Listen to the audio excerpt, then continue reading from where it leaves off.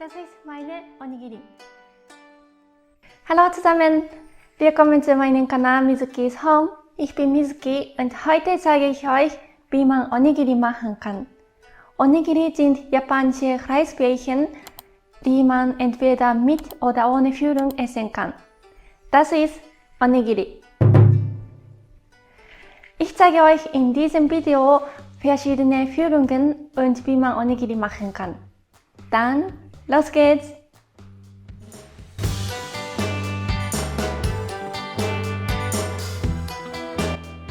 Für Onigiri brauchen wir auf jeden Fall Reis, aber wir benutzen japanischen Reis.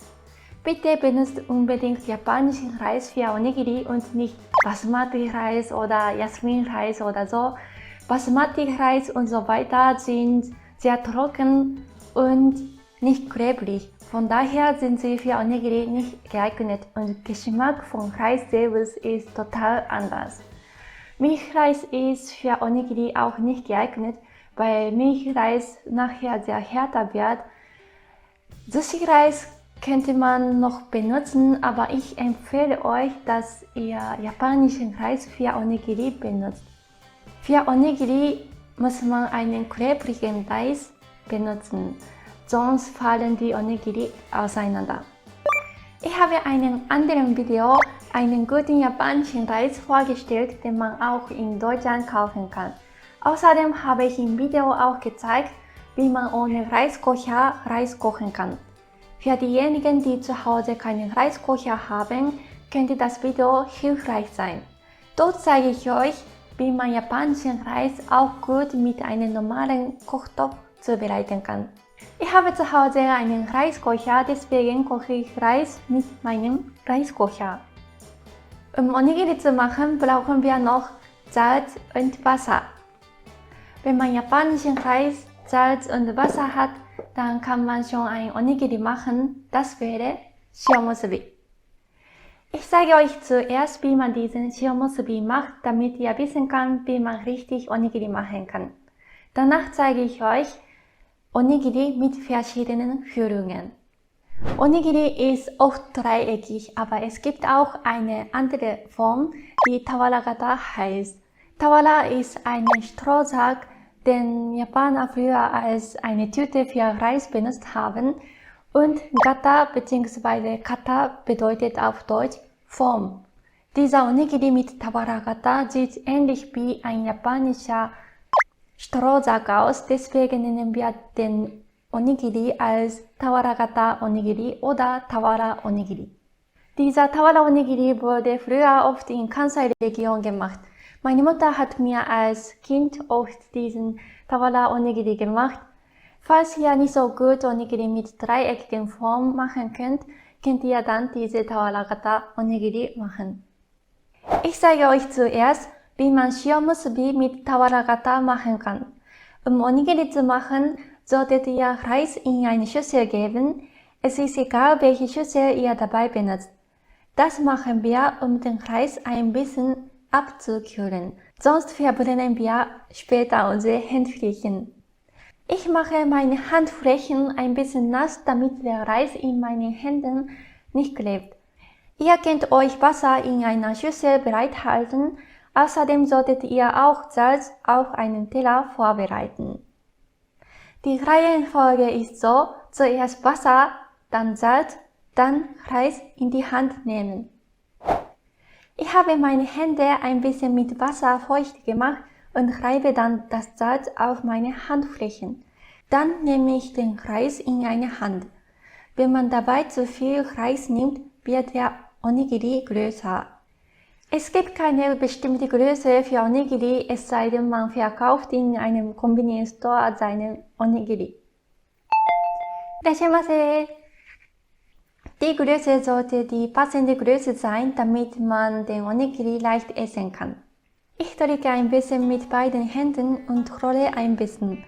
Man kann es nicht so gut erklären, aber wenn man es einmal selber probiert, weiß man dann, wie man ungefähr den Reis halten soll. Tawaragata ist nicht schwer. Das ist Tawaragata Onigiri bzw. Tawara Onigiri. Dann zeige ich euch als nächstes den dreieckigen Onigiri. Dieser Onigiri ist am bekanntesten in der Welt. Erstmal zeige ich euch den dreieckigen Onigiri ohne Füllung, also Shio-Musubi mit der dreieckigen Form. Um die Onigiri dreieckig zu machen, braucht man eine Technik, aber es ist eigentlich nicht so schwer. Wie bei Tawara Onigiri mache ich meine Hände ein bisschen feucht und reibe Salz auf die Hände. Dann nehme ich den Kreis und halte den Kreis in meiner linken Hand. Dann bilde ich mit meiner Hand und meinem Finger ca. einen 90-Grad-Winkel. Anschließend kommt meine rechte Hand ebenfalls mit einem 90-Grad-Winkel drauf. Dann drücke ich beide Hände leicht zusammen, um dem Kreis eine erste Form zu geben. Aber nicht zu stark, sondern einmal nur ein bisschen drücken. Der Kreis ist dann schon ein bisschen dreieckig. Ich drehe den Kreis und drücke dann wieder mit der gleichen Form beide Hände zusammen. Das wiederhole ich so lange, bis der Kreis dreieckig wird. Wichtig dabei ist, dass man nicht zu stark drückt. Ein idealer Onigiri ist ein bisschen luftig. Wenn man eine Füllung in Onigiri reingibt, ist es ein bisschen schwieriger, den Onigiri zu machen, aber ihr wisst jetzt, wie man ungefähr Onigiri dreieckig machen kann. Bevor ich die Onigiri mit verschiedenen Füllungen mache, zeige ich euch, welche Füllungen ich in diesem Video benutze. Hier habe ich Umeboshi, Thunfisch, Kabeljaurogen, Lachsfilet und Furikake. Außerdem mache ich noch Omurice Onigiri. Zudem habe ich hier Nori, also Seetankblätter für die Außenhaut von Onigiri. Umeboshi ist eine saure Pflaume, die Japaner gerne essen. Das habe ich im Supermarkt Bio Company gekauft. Wenn ihr diese Umeboshi mal probieren wollt, könnt ihr sie über einen Link in meiner Videobeschreibung kaufen. Kabeljaurogen, also Rogen von Alaska-Seelachs, habe ich bei einem russischen Supermarkt gekauft. Japaner essen auch gerne diese Kabeljaurogen. Furikake kann man in einem Asia-Supermarkt kaufen. Man kann auch selber Furikake machen, aber ich benutze heute eine fertige Furikake für meine Onigiri. Es gibt in Japan viele verschiedene Furikake-Sorten. Ich mag insbesondere diese Furikake mit getrockneten Umeboshi. Bevor ich Onigiri mache, muss ich die Füllungen zubereiten. Ich benutze ein geflogenes Lachs. Dies muss ich vorher braten und sie klein auseinander machen. Dabei gebe ich ein bisschen Salz dazu. Lachs heißt auf Japanisch Shake oder Sake. Ich sage meistens Shake, die Bedeutung ist aber gleich. Thunfisch heißt auf Japanisch Maguro oder Tuna von englischer Aussprache. Für Onigiri benutzen wir Tuna von einer Dose und wir mischen ihn mit Mayonnaise und Sojasauce zusammen. Dann heißt es Tuna Mayo. Bitte kauft eine Thunfischdose mit Sonnenblumenöl oder Thunfisch in eigenem Saft und Aufguss, wie auf dem Video. Ich gebe diesen Thunfisch in eine kleine Schüssel und gebe Mayo und Sojasauce dazu. Ihr müsst gucken, wie viel Thunfisch ihr benutzt. Mayo braucht man, bis der ganze Thunfisch mit Mayo gemischt wurde. Sojasauce braucht man nicht so viel, 3 oder 4 Tropfen, aber ihr könnt sie abschmecken und selber die Menge anpassen. Bitte benutzt dabei eine Mayo, die man in einem Supermarkt am günstigsten kaufen kann. Also eine Marke vom Supermarkt. Die Mayo ist ähnlicher wie japanische Mayo. Kabeljaurogen kann man einfach so essen, aber man kann auch dafür ein bisschen Sojasauce hinzugeben. Für Omurice Onigiri muss ich Ketchup-Reis machen. Omurice besteht aus Omelette und Reis. Und Reis von Omurice wird mit Ketchup gebraten. Für die Omurice Onigiri kann man verschiedene Zutaten eingeben, aber ich gebe nicht so viele Zutaten hinzu, nur Zwiebeln und Würstchen. Die Füllung und Reis brate ich auf einer Pfanne und gebe ich Ketchup dazu, bis der Reis komplett rot wird. Dann gebe eine Prise Salz und eine Prise Pfeffer. Ich brate außerdem Eier. Ich benutze dabei ein Ei und brate das Ei zunächst in einer Pfanne. Ich benutze eine eckige Pfanne, aber ihr könnt einfach eine kleine runde Pfanne benutzen. Jetzt sind die Füllungen zubereitet. Ich mache dann verschiedene Onigiri mit den Füllungen. Wie ich bereits beim Shio-musubi gezeigt habe, muss ich meine Hände ein bisschen mit Wasser feucht machen und reibe das Salz auf meine Handfläche. Dann nehme ich den Reis in eine Hand. Nehmt dabei bitte nicht so viel Reis, wie ich es bei Shio-musubi gemacht habe. Nehmt bitte zuerst ungefähr die Hälfte vom Reis von Shio-musubi. Dann verteile ich den Reis in der Hand und mache ihn ein bisschen flach. Dann lege ich eine Füllung in der Mitte. Ich mache zuerst Tuna-Mayo Onigiri, also nehme ich Thunfisch. Darauf gebe ich die Hälfte vom Reis, dann drücke ich den Reis mit beiden Händen wie bei Shio-musubi mit der dreieckigen Form. Also in meiner linken Hand halte ich den Reis mit einer Füllung und bilde mit meiner Hand und meinen Fingern ca. einen 90 Grad Winkel. Dann kommt meine rechte Hand, ebenfalls mit einem 90 Grad Winkel darauf. Dann drücke ich beide Hände leicht zusammen, um dem Reis eine erste Form zu geben. Ich drehe den Reis und drücke dann wieder mit der gleichen Form beide Hände zusammen. Ihr könnt auch ab und zu die Vorderseite und Rückseite drehen, es ist dann vielleicht leichter, Onigiri zu machen. Das ist Tuna-Mayo Onigiri. Man kann darauf Nori geben, aber es ist nicht notwendig. Ich gebe Nori, aber nicht jetzt, sondern nachher vor dem Essen. Ich mache dann übrige Onigiri mit anderen Füllungen.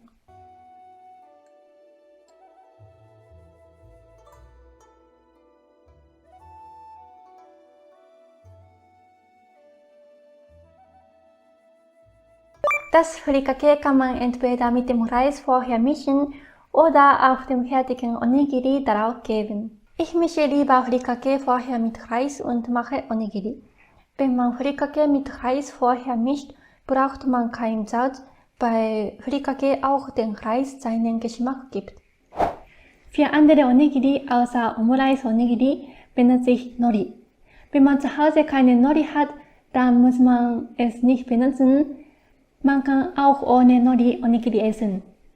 Das ist meine Onigiri.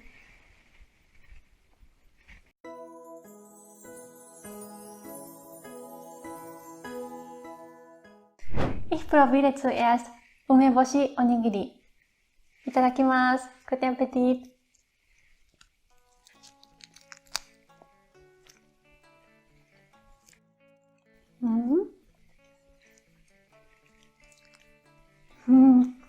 Sehr lecker. Schau mal. Drinnen Umeboshi, große Umeboshi und dann Reis. Es schmeckt richtig gut. Ich liebe Umeboshi einfach. Für manche Leute ist Umeboshi sehr sauer. Ja, aber ich denke, viele Japaner mögen trotzdem Umeboshi. Es gibt auch Umeboshi mit Honig. Das ist ohne Honig, aber ich mag Umeboshi mit Honig nicht, obwohl ich in Wakayama geboren bin. In Wakayama ist Umeboshi mit Honig sehr bekannt. Allerdings mag ich Umeboshi mit Honig gar nicht. Habt ihr auch so eine Erfahrung, zum Beispiel wenn man an Zitronen denkt, kommen dann viele Speicheln im Mund? Bei mir ist es immer so, wenn ich an Zitronen oder Umeboshi denke, kommen dann viele Speicheln im Mund. Man kann in Deutschland Umeboshi nicht so einfach finden und auch wenn man Umeboshi in Deutschland finden könnte, ist es sehr teuer. Ich möchte so öfter Umeboshi essen, aber wegen der Preis esse ich so selten. Ich habe heute für das Video dieses Umeboshi gekauft und ich esse jetzt dann. Ich fühle mich Japan. Aber muss man aufpassen. Ja, im Umeboshi gibt es einen Kern. Also das darf man nicht essen. Es war sehr lecker, Onigiri mit Umeboshi.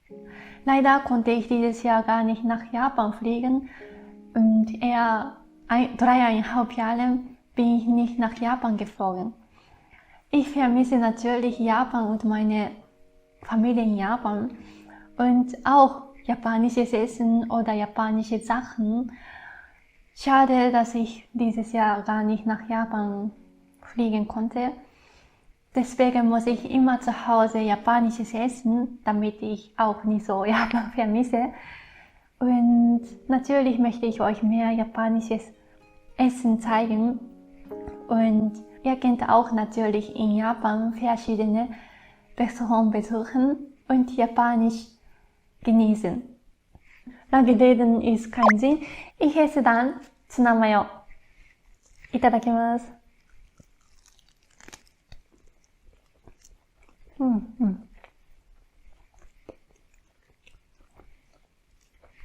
Könnt ihr sehen?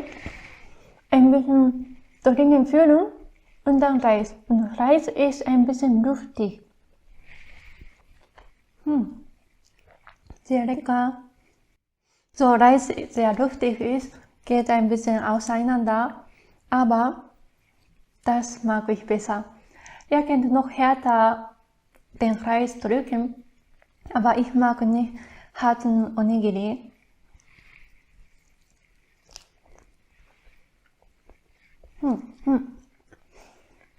Sehr lecker.